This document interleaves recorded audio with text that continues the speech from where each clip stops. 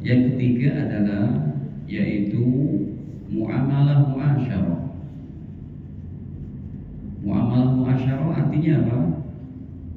Masalah jual beli, hutang piutang itu diatur dalam agama.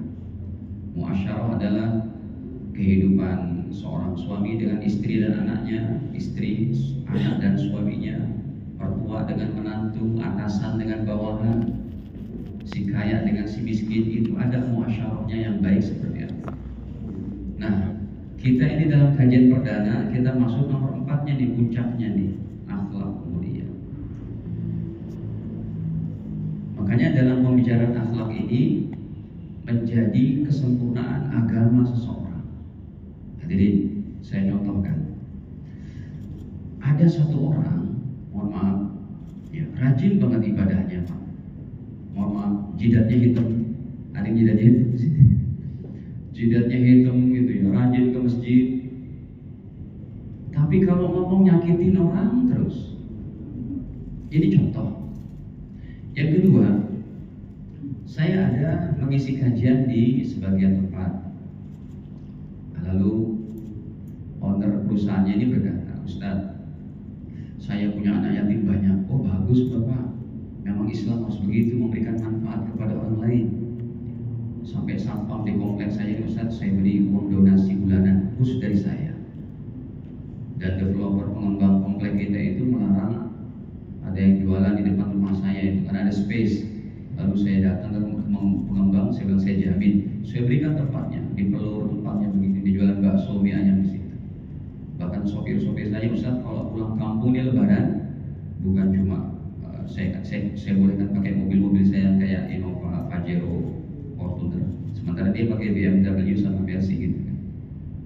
Nih ada sopir saya berapa orang yang di Serang, Cilacap. Saya bilang bagus banget akhlak Bapak. Tapi Ustaz, kenapa Pak? Saya nggak sholat.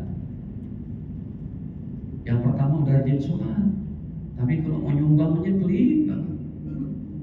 Merasa paling bener sendiri, suka nyakitin orang lain. Yang ini udah bagus banget, hablum minanasnya. Ya, akhlaknya udah bagus. Suka memberi kepada orang lain dan menjadi bermanfaat, tapi tidak sholat.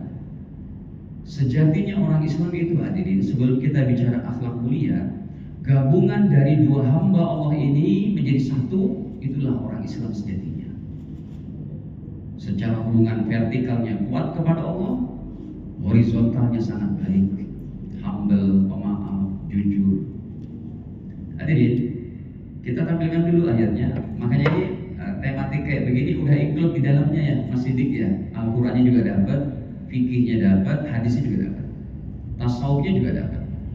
Ya, karena ilmu tasawuf itu penting banget untuk kebersihan jiwa supaya kita tidak menyakiti Allah dan hamba-hamba Allah. Kita buka dulu di ayat sebagai tampilan pertamanya dalam surat Al-Ahzab, ya, pada surat ke-33 ayat ke-21. Ini ayatnya sangat terkenal ya. Laqad kana lakum fi Rasulillahi uswatun hasanah liman kana yarjullaha wal yawmal akhir wa dzakarallaha katsira.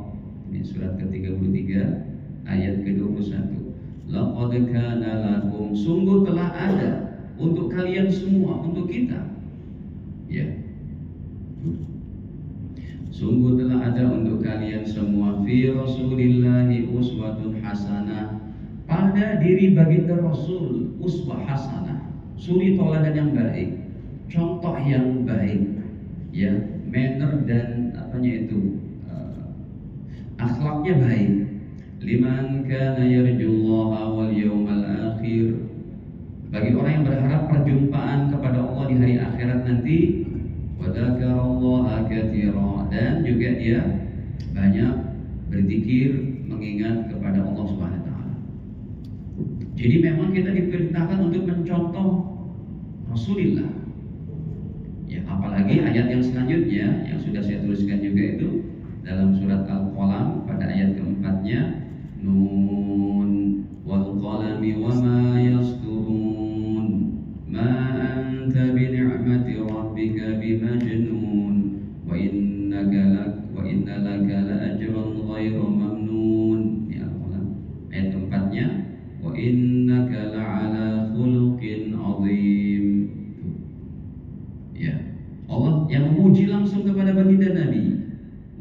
innaka la'ala khuluqin 'azim, dan sesungguhnya engkau wahai Rasul pasti berada pada akhlak yang sangat mulia.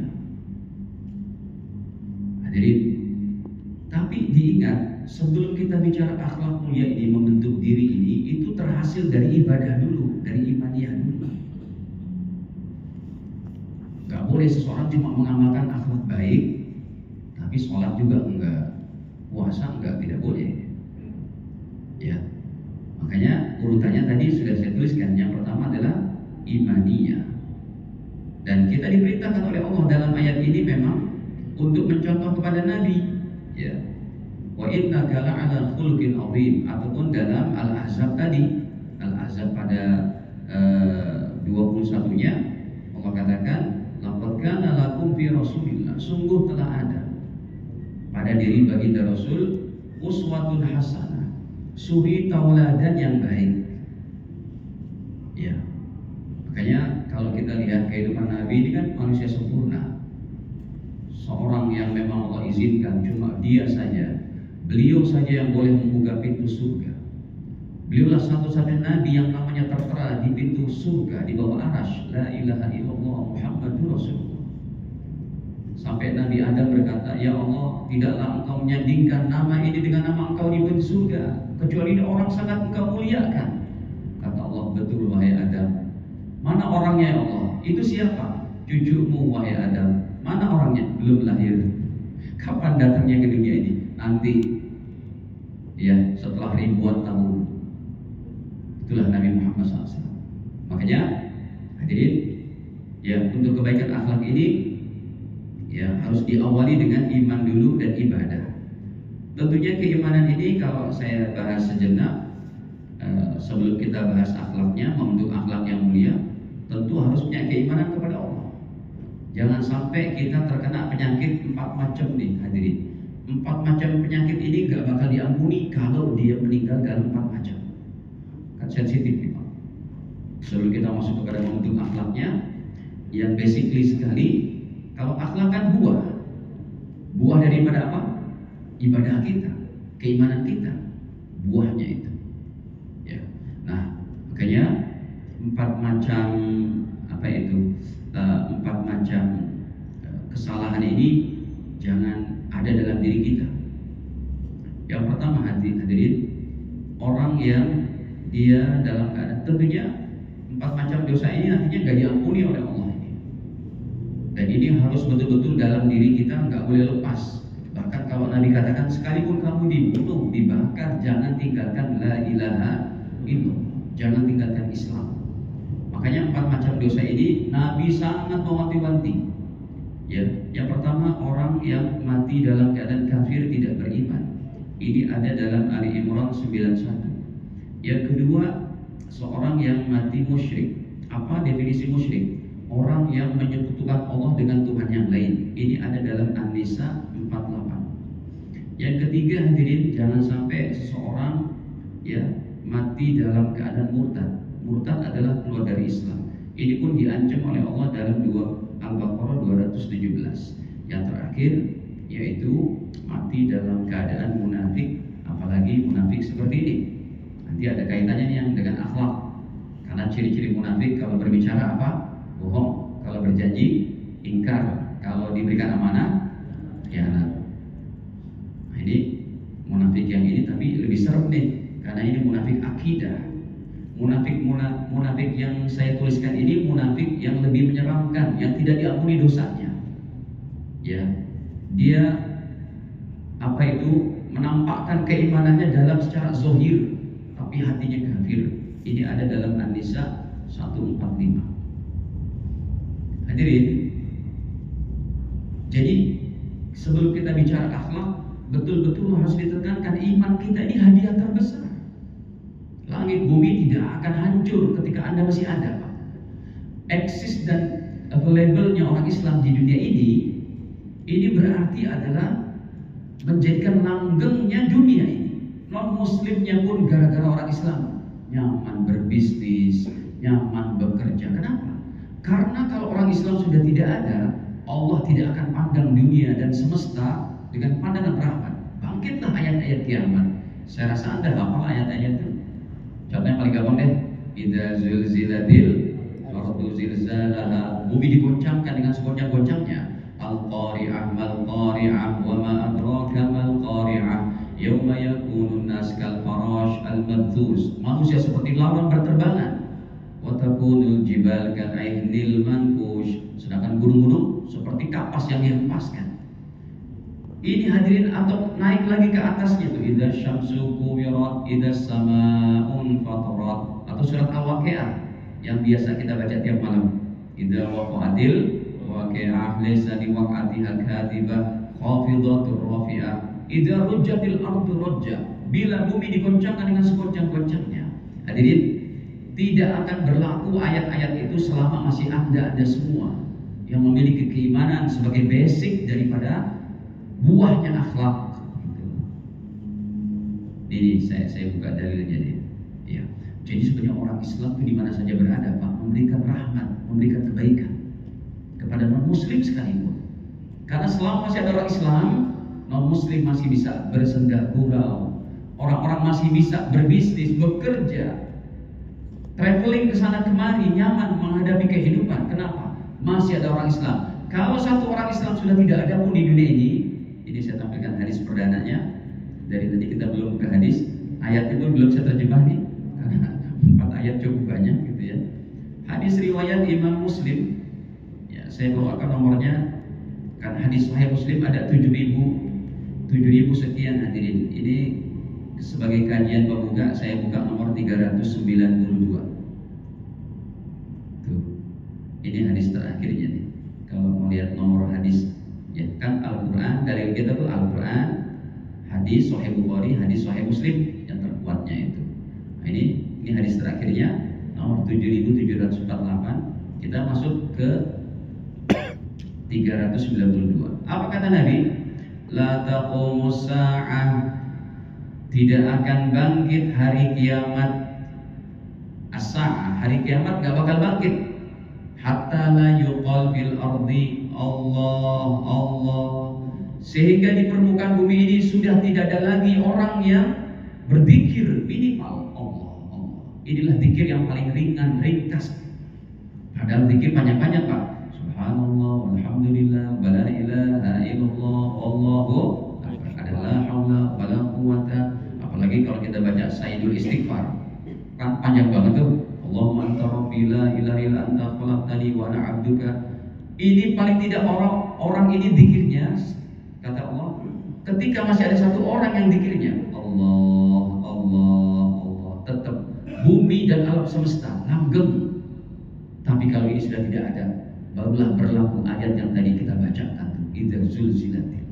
Nah, untuk 4 komponen ini hadirin saya bacakan satu saja ya, biar kita cepat masuk. Ini sampai jam berapa, Mas? Jam 5? Jam 1. Sampai jam berapa? Jam 1 kurang. Jam 1 kurang aja ya, sama tanya jawab nanti, biar ada interaksi tanya jawab. Satu aja nih saya buka, mau yang nomor berapa hadirin? Atau semuanya terjemah? Baik. Ali Imran dulu nih. Ali Imran 91. Innal ladzina kafaru wa matu wa hum kufar. Sesungguhnya orang-orang kafir, kata orang kafir ini adalah non muslim yang tidak beriman kepada Allah. Innal ladzina kafaru, saya terjemahkan harfiah supaya Anda juga bisa mengikuti bahasa Arabnya. Innal ladzina kafaru, sesungguhnya orang-orang kafir tidak beriman, wa matu, dan mereka mati, wa hum kufar, dalam keadaan kafirnya. Apa kata Allah? Falan yuqbala min ahadihim, tidak akan diterima salah seorang di antara mereka mil'ul ardi dhahaba, sekalipun mereka punya kekayaan emas sepenuh bumi, walau ibtada bihi, dan dia mau tebus dosa-dosanya dengan emas sepenuh bumi itu di akhirat. Kata Allah, saya tidak akan terima, gak bisa. Ulaika lahum adabun alim, bagi mereka siksa yang teramat pedih. Wa ma lahum min nasirin, dan tidak ada seorang penolong pun di akhirat. Pertahankan iman ini hadirin, pertahankan iman, nanti baru untuk ibadah, muamalah, baru nanti akhlak. Nah hadirin, jadi wa ma lahum min nasirin, tidak ada seorang penolong pun. Jadi kalau kita meninggal tetap dalam beriman, seapapun dosa kita, insya Allah akan ditolong oleh Allah. Asal jangan menyatakan nggak apa-apa deh saya buat dosa. Nah, para jamaah yang dirahmati Allah, ini kan ayatnya udah paling tinggi, Pak. Kekayaannya ini bukan kekayaan seperti Mr. Elon Musk yang kemarin baru datang 2 bulan lalu ke Bali. Dia mau produk apa? Memasarkan Starlink-nya itu kan. Bukan Starbucks keliling yang apa-apa itu, Pak. Ini Starlink apa jaringannya Elon Musk gitu kan, yang punya Tesla. Itu kalau saya lihat di Forbes ataupun di Google itu kekayaan orang paling kaya di dunia, ya kan maju mundur antara Bill Gates, Elon Musk sama Jeff Bezos gitu kan. Itu rata-rata masih di bawah 5.000 T, Pak. Betul apa enggak? Antum kan orang ini nih, orang kantoran. Kalau saya kan orang santrenan nih. Tiap hari cuma sama santri aja. Mana pesantren kita di Babelan? Pernah tahu Babelan, Pak? Ada planet namanya Babelan di Bekasi. Tapi jangan salah loh. Bekasi kami, Pak, UMR-nya lebih gede dari Jakarta. Betul. Ustadz dilawan. Kita UMR-nya bisa di atas 5,6. Apalagi daerah-daerah Cibitung yang pabrik, Cikarang, Cibitung yang pabriknya sampai ribuan. Makanya UMR Indonesia itu paling tinggi Bekasi. Baik, hadirin maksud saya, Elon Musk dan kalau yang kemarin baru menikahkan itu orang India, si Mukesh Ambani, itu kekayaan baru 1.900 lah. Ini Elon Musk di bawah 4.000 gitu. Ayat ini, Pak, apa ayat ini? Kekayaan orang ini. Ya, kata Allah, "Falan yuqbala min ahadihim mil'ul ardi dhahaban." Kekayaannya emas sepenuh bumi. Ini kan sudah the highest example. Gak bakal ada Pak contoh kayak begini di dunia, dan gak bakal ada orang punya kekayaan emas segede bumi. Gak bakal ada. Tapi ketika kekayaan seperti itu, dia tidak beriman kepada Allah, habis harapannya. Nah, ini satu lagi hadis saya tampilkan. Baru setelah itu kita masuk kepada akhlaknya. Begitu indah akhlak dalam Islam hadirin, dan begitu hebat pahala serta keutamaannya. Nah, ini hadirin. Jadi dalam riwayat Imam Abu Dawud, sekarang kita ke riwayat Imam Abu Dawud ini. Ya. Makanya ketika Mas Sidik bilang, Pak Ustadz kita ngaji tafsir, itu ilmu tafsir Mas Sidik ya. Kitab tafsir itu ada yang panjangnya 3 meter. Jadi kalau juz 1 itu segini, namanya tafsir Maraghi. Ya, apalagi ada lagi namanya tafsir Tabari, itu 20 jilid. Tafsir Al-Alusi. Kita yang paling terkenal di Indonesia tafsir apa coba? Halo. Ibnu Katsir. Nah, Ibnu Katsir lumayan tuh segini. Ada lagi yang lebih tipis, tafsir Jalalain. Siapa bilang tuh? Orang ngaji berarti ini. Tafsir Jalalain ya. Sebab kalau umat Islam belum ngaji tafsir Jalalain, khawatirnya tafsirnya jadi jalan lain. Kayak si Mbah Gembul kemarin tuh. Siapa? Pak Mister apa? Pak Gembul gitu kan? Ya, alhamdulillah sudah ada yang ngingetin tuh Ustaz Nuruddin tuh. Ya, lulusan Mesir tapi emang dia fokusnya pada ilmu mantik, ilmu logika, filsafat. Bagus. Ya, jadi hazanah umat Islam. Ayo biar tercerahkan nih umat Islam. Tapi kita fokusnya pada tafsir hadis di sini. Baik, hadirin, ini riwayat Imam Abu Dawud, Nabi bersabda, ya, jangan kalian mati kecuali dalam la ilaha illallah, dijamin surga kalian. Ya, kata Nabi bahwa orang yang meninggal dalam keadaan la ilaha illallah itu dijamin surganya. Ya.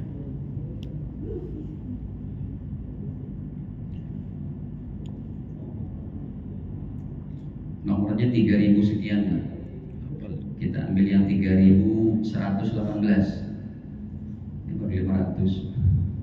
Aduh, secara random susah juga ya. Bentar. 3000. Ini sudah ada. Tuh. Gitu ya. Ini enak nih Pak, ngajar pakai begini enak. Karena semua kitab agama ada di sini. Ini komplit ada 30.000 lebih kitab. Satu kitabnya panjangnya sampai ini Pak. Jadi alhamdulillah Allah mudahkan zaman sekarang.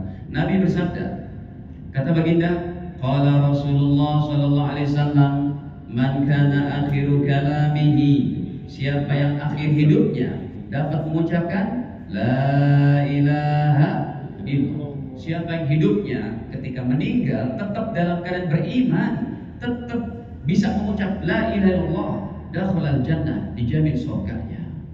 Baik. Nah, setelah ibadah kita baik, sholat kita baik, tahajud baik, puasa sunnah gini-gitu, baca Quran, barulah akhlaknya itu harus terbentuk, Pak. Jangan sampai Islam menjadi fitnah. Sandaran akhlak kalau dari kerisauan Nabi, kita buka hadis yang tadi sekatan itu, yang kalau diberikan amanah apa? Berkhianat. Ini jangan sampai kayak begini nih. Ini hadisnya sekarang lebih tinggi lagi hadirin, riwayat daripada Al-Imam Muslim, nomornya masih awal-awal, 15 atau 33 atau nomor 200-an. Coba kita lihat nih.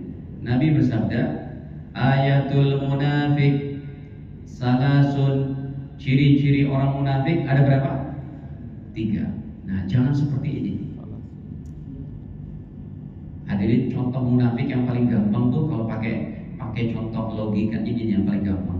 Saya setelah kajian diajak mampir sama DKM. Pak Ustadz, mampir dulu dong ke tempat kita, mau buru-buru amat. Ya udah, malam hari itu, ayo dengan bapak-bapak pengurus disediain makanan tuh Pak. Ya, ada teh manis, ada biskuit kongguan. Dalam hati saya, wah enak nih, apanya, wafernya apanya. Pas saya buka, rengginang. Ini contoh biskuit munafik.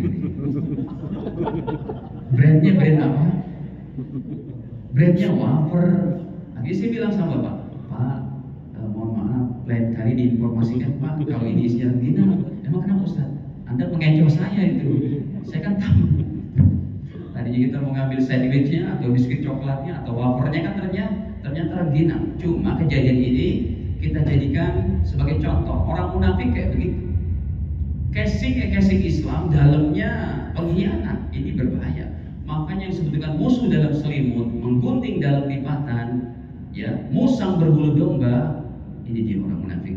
Kata Nabi, ayatul munafik salasun, ciri-ciri orang munafik ada 3. Idza haddasa kadiba, kalau bicara bohong. Wa idza wa'ada akhlafa, kalau berjanji enggak tepat. Jangan sampai, Pak. Jangan berbohong sedikit pun, termasuk dengan anak kita. Dek, anak kita umur 2 tahun, jangan keluar. Ada penculik, ada singa, ada macan di sana. Padahal enggak ada apa-apa di luar. Enggak usah begitu. Ya, itu sekalipun tujuannya adalah supaya anak kita nggak keluar, usahakan dengan cara yang lain. Sebab kalau kita udah biasa berbohong sedikit-sedikit, nanti menjadi mudah. Kemudian wa idza wa'ada akhlaf, kalau berjanji dia ingkar. Hadirin, kita udah janji nih, Pak, saya akan datang jam sekian. Ternyata nggak bisa, itu harus kasih informasi, by phone kah atau by WhatsApp atau gimana, supaya apa? Supaya orang itu tidak bermata panjang. Kalau kata orang Betawi kita dulu, matanya panjang dinungguin, maksudnya kemana ini orang? Ini ciri-ciri orang nggak baik, Pak. Ya, mohon maaf, ini kantor ini abdi negara ASN, oke negeri bukan? Itu maksudnya oke negeri bukan? ASN. Gitu. BLU. Setengah-setengah gitu. Unik ya. Baik. Wa idza tumina khan, dan apabila hadirin, apabila dia diberikan amanah berkhianat, ya ini kan bahaya. Kalau dia berkhianat sama keluarga, paling cuma 3 orang, istri, anaknya dan pembantu atau apa. Tapi kalau berkhianat se-RT, berapa kepala keluarga? Kalau dia berkhianat se-RW, sekelurahan, sekecamatan, senegara, ini bahaya. Makanya betul-betul Pak, pelajaran agama ini, Masya Allah, kalau kita betul-betul mempraktikkan, indah jadinya. Kita ini sedang menunggu hadirin satu saat, karena Nabi janjikan tidak akan lagi ada orang miskin. Sampai ada orang mau kasih zakat pun dia tidak akan terima. Saking apanya? Saking hebatnya imannya, amalnya, akhlaknya. Bisa saya tampilkan hadis dari riwayat Imam Bukhari itu. Akan datang satu masa yang mana umat Islam, orang-orang gak ada yang miskin lagi, Pak. Oh alam, kita masih hidup masa itu atau tidak? Ya kan bisa kita prediksi nih, Pak. Sekarang aja kayak begini kehidupan. Ya, udah Masya Allah di mana-mana ini ada kereta, ada macam-macam gitu kan. Nah, jadi ini masa-masa seperti itu akan datang kalau iman Islam kita betul-betul dengan fondasi yang kokoh dan buahnya pun subur, akhlaknya tadi. Ini satu hadis lagi kita tampilkan riwayat daripada Al-Imam Bukhari. Ya.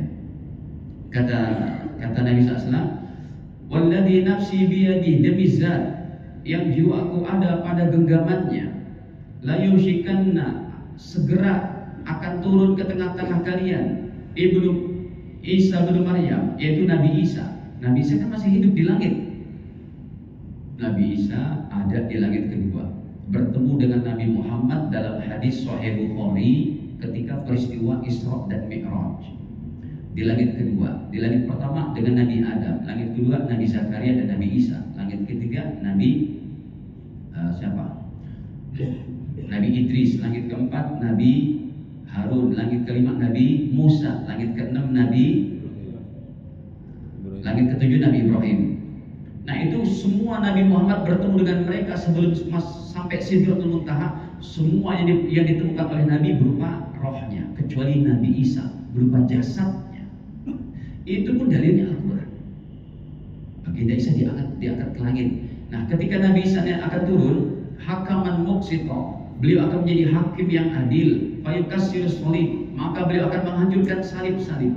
Wa yaqtulul khinzir, akan membunuh babi-babi. Ya, ini memang tugas dari Allah. Wa yad'ul jizyah, dan beliau akan menghilangkan upeti-upeti. Wa yufidul mal, dan harta akan berlimpah ruah. Hatta la yaqbaluhu ahad, sehingga tidak ada lagi satu orang yang menerima zakat. Jadi kalau kita udah ibadah, iman baik, ibadah, berakhlak baik, ini kita menuju kepada proses ini, Pak. Baik, sekarang kita tampilkan hadisnya. Hadirin, satu akhlak yang sangat hebat. Coba Pak, ketika Anda sudah rajin ibadah, miliki 4 akhlak ini, dijamin surganya, diharamkan masuk neraka. Bukan dari Ustadz ini dari Rasul. Kita buka sekarang hadisnya riwayat Imam Tirmidzi. Ya. Sudah, saya tulis dulu keyword bahasa Arabnya. Kalau nggak ditulis dia agak keluar. Nih, tuh ya. Nomornya pada 2676.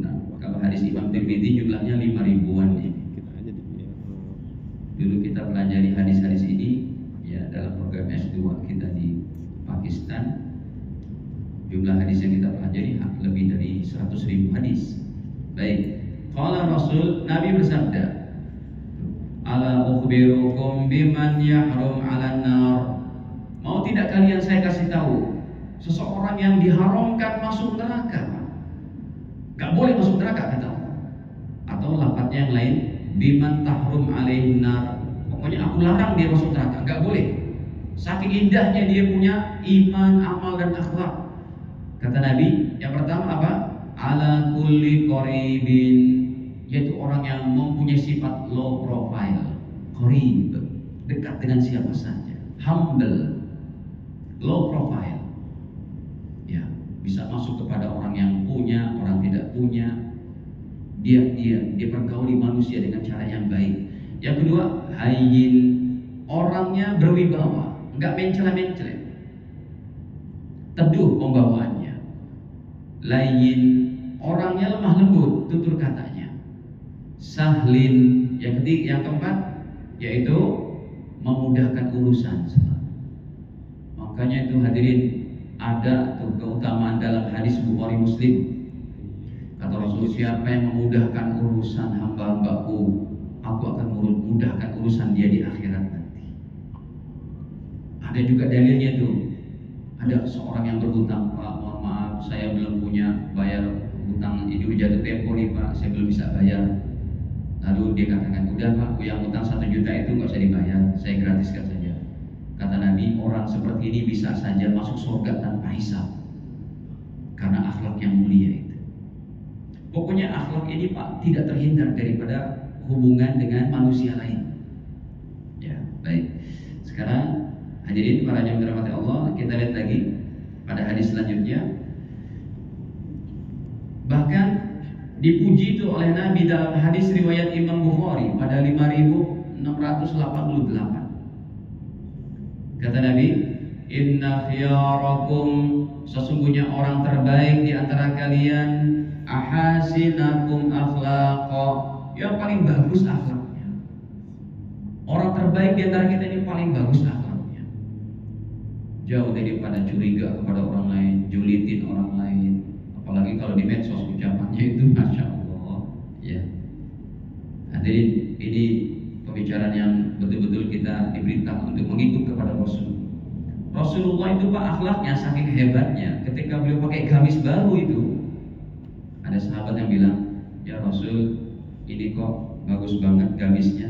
Dilepas oleh Rasul, dikasih Pak. Itu akhlak tertinggi begitu.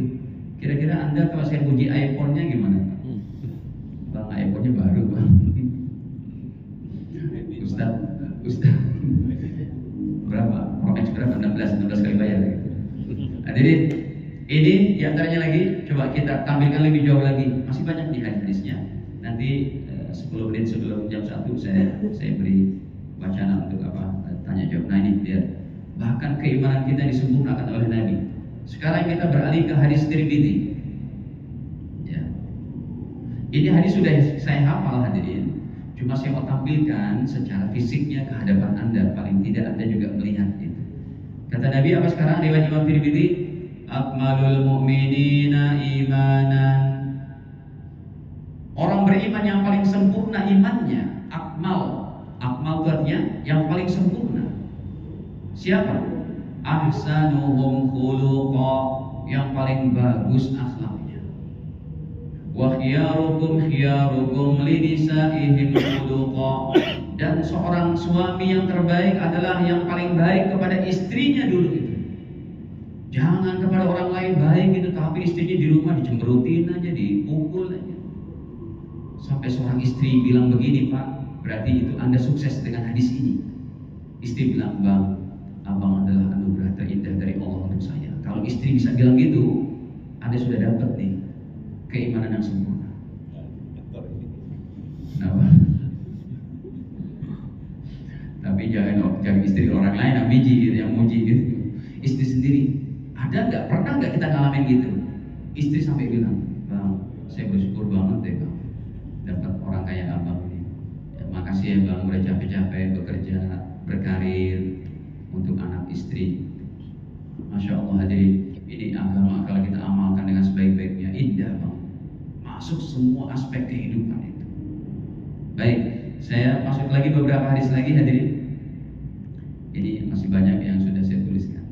Lihat, pada sekarang kita beralih kepada Imam Ibnu Majah. Bayangin tuh Pak, dari hadis Bukhari, Muslim, Abu Daud, Tirmidzi, sekarang Ibnu Majah juga tampil tuh. Kenapa kami beralih kepada hadis yang macam-macam? Karena nggak didapati dalam kitab yang lain. Berarti kita harus kepada beralih adik kelasnya Imam Bukhari. Ini Imam Ibnu Majah adik kelasnya Imam Bukhari, gitu ya. Kalau ada di Bukhari saya tidak buka ini, gitu ya. Baik. Qala Rasulullah SAW, baginda Nabi bersabda, Inna likulli dinin khuluqa, sesungguhnya setiap agama itu ada akhlaknya. Wa khuluqul islami al-haya, dan akhlaknya Islam diantaranya apa? Al-haya, punya rasa malu. Sebab orang kalau udah gak punya rasa malu, akan bisa berbuat sesuka hatinya. Udah punya rasa malu hati. Jadi kalau ada malu ya Allah, saya membuat begini. Allah selalu melihat kita 24 jam. Ya, saya dengar kemarin cuplikan YouTube-nya Rocky Gerung, tahu Rocky Gerung?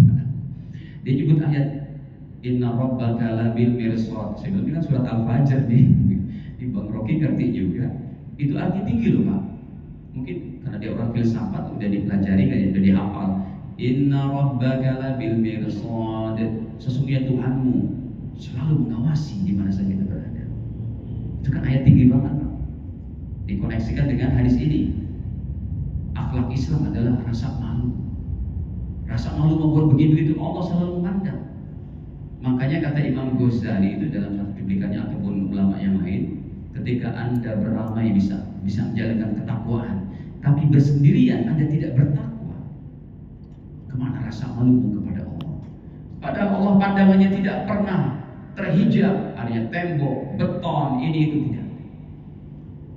Ya, dan sekarang di hadis terakhir hadirin, ini saya bawakan yang terakhirnya adalah pahalanya hebat sekali.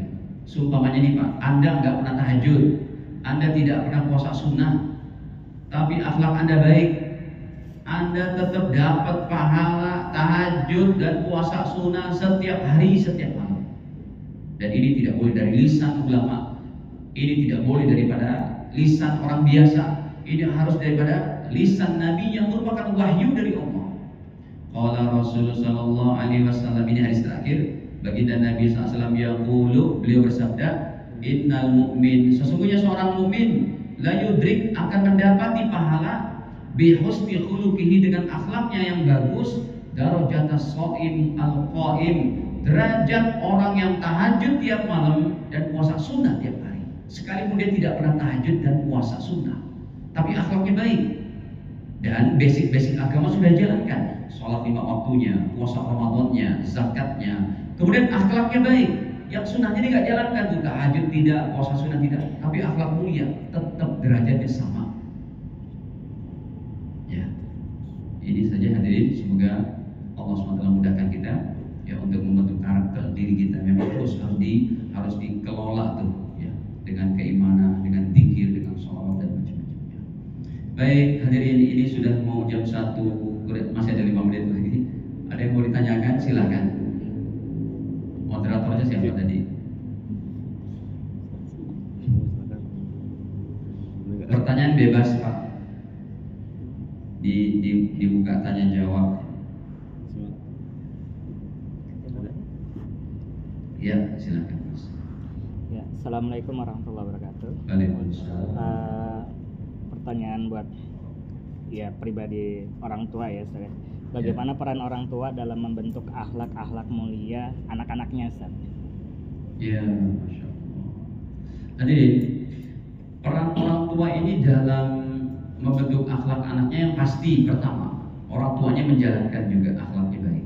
Gak mungkin dong bapaknya pulangnya jam 2 malam habis dari kafe apa gitu, Cleopatra, bisa tahu sering lewat gitu. Ya bapaknya akhlaknya gak baik, nyuruh anaknya baik, gak bisa, itu susah. Contohnya gini, nah ayo ke masjid, kitanya di rumah kan gak masuk, gak jadi contoh baik. Nah, yang pertama adalah orang tua sudah menjalankan dulu ya. Yang kedua hadirin, yang kedua, kalau menjalankan ini berarti kan contoh langsung, karena tuh anak-anak biasanya tuh paling mudah dengan contoh. Yang pertama ini, kenapa? Anak kecil Pak, usia 2 tahun, ibunya sedang sholat, ibunya gak pernah ngajak, dia sholat aja. Allahu Akbar, Umi aku ikut ya, Sami Allah, dia ikut. Jadi peran orang tua yang pertama akhlak. Yang kedua dengan nasihat. Setelah kita menjalankan, selalu kita menasehati anak kita dengan cara yang sebaik-baiknya, ya, dengan memuji kepada mereka, ya, tidak menghardik. Karena kalau kita marah kepada anak kita itu menjadi sebuah, dalam psikologinya itu dia ada gangguan nantinya tuh, khawatir sel-sel daripada pemikiran dia agak trauma. Apalagi kalau seorang ayah boleh sampai anaknya dibawa terus dimasukin, direndam di mana, di kolom, itu kan ada, itu udah contoh tidak baik. Jadi dengan nasihat, dengan kalam-kalam hikmah, nasihat-nasihat yang baik yang bisa mengangkat derajatnya. Yang ketiga, setiap kita berbicara sama anak kita kita mesti ditolong atau menolong anak kita kalau di rumah. Coba aja. Nah, ini yang ketiga adalah dengan cara berterima kasih. Itu bentuk manner mereka tuh Pak. Good mannernya nanti ada di situ. Pasti, saya katakan pasti di rumah tuh insya Allah kita ada menolong anak atau ditolong. Kita lagi makan ya, Papa tolong ambilkan sendok ini nak, gitu kan. Atau gantian, nah tolong dong ambilin sendok. Nah, udah kita dikasih, makasih ya kakak. Jadi begitu kita mengucapkan terima kasih kepada mereka. Yang keempat hadirin, pastinya hati anak-anak juga berada pada genggaman Allah Ta'ala. menghasilkan banyak doa. Hadirin, anak kita kalau udah nggak menjadi anak soleh, mau diapain Pak? Mau disate pun nggak bisa. Alhamdulillah, apalagi Jakarta dengan pergaulan yang 1001 macam ini. Yang saya lihat di X itu di Twitter, kamu umur 13 biasanya apa pacaran yang paling ini? Kita udah check in dan macam-macam, itu kan mengerikan sekali. Ya, kehidupan yang sangat dahsyat seperti itu. 13 tahun udah berzina dan macam-macam. Ini mau jadi apa negara kita kalau rata-rata anaknya seperti itu? Nah, kita lah jadi kajian seperti ini sebuah program non formal yang betul-betul menjadikan semua instansi pemerintah atau swasta menjadi baik orang-orangnya. Saya ngajar juga di kepolisian, di ketentaraan, di Cililitan situ, di apa sih namanya, Pak Dudung dulu situ masih bintang 2 ya. Itu kan tentara kalau tidak imannya diisi Pak, senjata itu mudah untuk kemana-mana. Jadilah ribut dengan Brimob dan apa, ini kan berapa kali terjadi seperti itu. Itu semua berbasic daripada apa? Asas hatinya, amalnya tidak kuat. Penting Pak. Ya penting untuk supaya kita betul-betul menjadi hamba Allah yang baik. Apalagi kita dalam kehidupan bernegara berbangsa. Itu aja Mas, 4 aja. Ya. Jadi terutama penekanan yang pertama dan keempatnya ini, ya, hati mereka milik Allah. Ya Allah, jadikan anak kami menjadi anak yang baik, akhlak baik, berguna, manfaat, sukses dunia akhirat. Baik. Ada lagi? Ya, silakan Mas.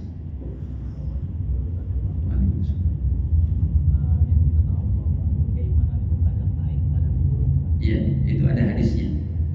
Bagaimana cara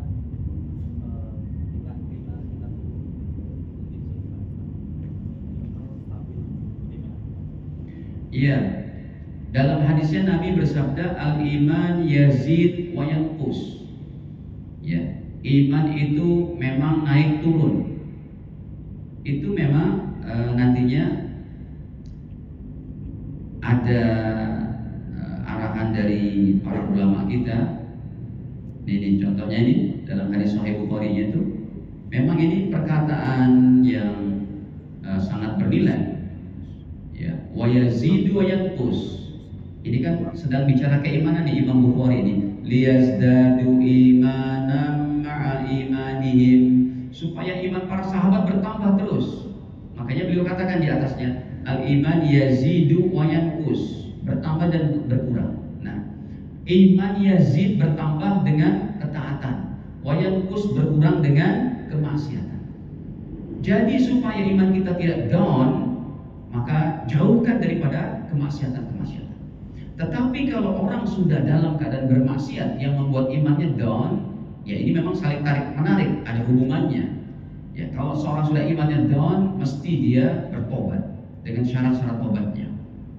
Jadi kenapa seseorang malas ke masjid itu imannya lagi down, mesti ada dosa yang dia lakukan. Kenapa dia nggak tahajud lagi? Kenapa dia belum baca Quran lagi? Ini imannya lagi turun.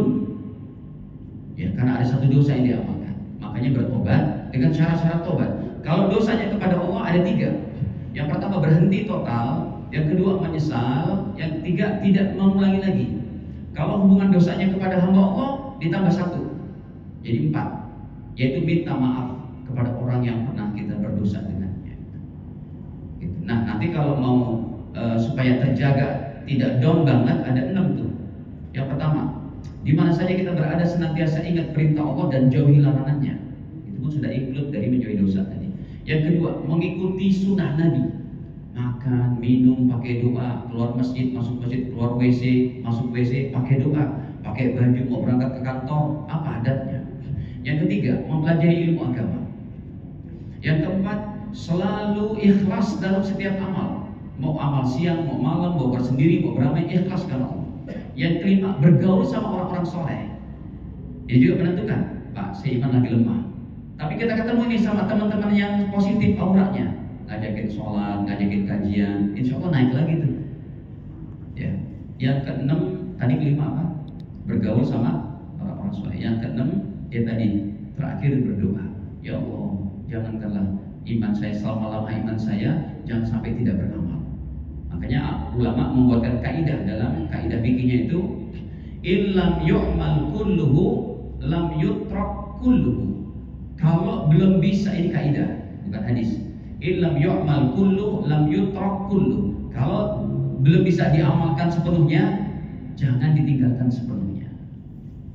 Itu kaidah itu ketika kita down, jangan ditinggalkan sepenuhnya. Oke lah, qobliyah ba'diyah nggak melakukan, tahajud nggak melakukan, tetapi tahajud sholat lima waktu jangan tinggal. Oke lah, Senin Kamis nggak puasa, tapi paling tidak Ramadan jangan tinggal.